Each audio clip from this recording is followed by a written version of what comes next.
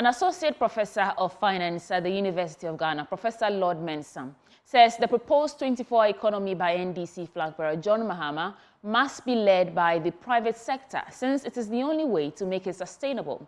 The viability of the promise has been questioned by the NPP, while others have said it has already been implemented.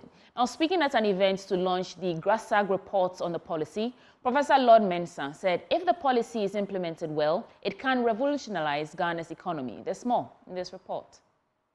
The idea behind the 24-hour economy is to promote around-the-clock economic activity in key sectors to boost productivity, create jobs, and stimulate economic growth.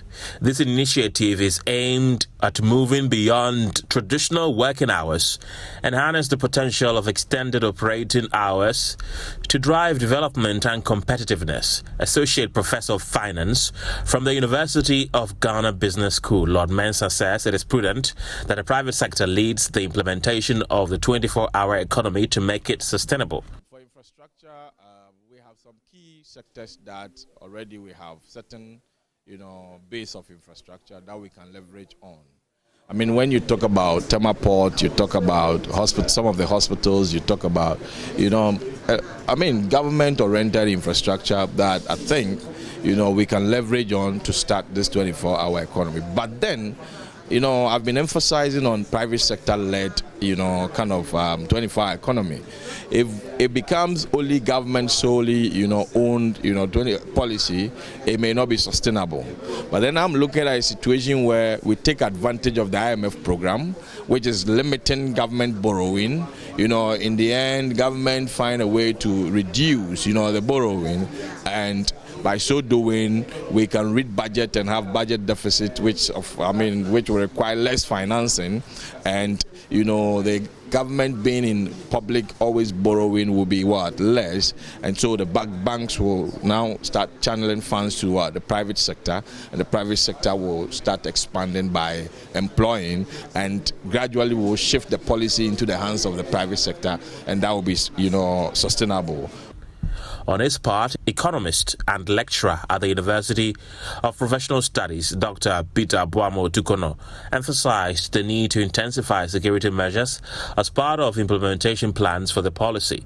Well, the need for security in a 24-hour economy cannot be overemphasized. And it is actually going to be the backbone for the survival of the policy. Because a businessman will not invest to run his business 24 hours and would have to deal with security concerns. And for any businessman, the biggest part of their expenditure, or for any surviving economy, the biggest part of their expenditure is security. And so if government is able to offload that portion of a burden to any investor or to any businessman, the businesses would do their 24 hours. National President of the Graduate Students Association of Ghana, Emmanuel Owusu, has indicated that it is important for stakeholders to develop a comprehensive implementation plan for the policy. From what we found from our report, we think that the 24-hour economy is something that would help all of us. We found that it's going to stimulate economic growth. It's going to stimulate innovation. We also did find out that it's something that will create jobs. And one thing that came out is that the 24-hour economy is not an event, and so it is a process. And so if you want to achieve a 24-hour economy, you cannot achieve it in 1 year, 2 years. So one of the key highlights of our recommendations was that we should have a strategic plan, say a 5 or 6 year strategic plan on how we're going to have a full-scale 24-hour economy. We also did say that we should have a secretariat set up, probably maybe a 24-hour secretariat and a Ministry of Trade to coordinate the policy. Otherwise, so that it doesn't become just a rhetoric in its nature. The goal of the 24-hour economy is to optimize the use of resources and infrastructure, enhance economic efficiency, and improve the overall quality of life for citizens. While the specific implementation and impact of this initiative may vary, the concept continues to be a topic of discussion ever since it was mentioned by former President John Mahama.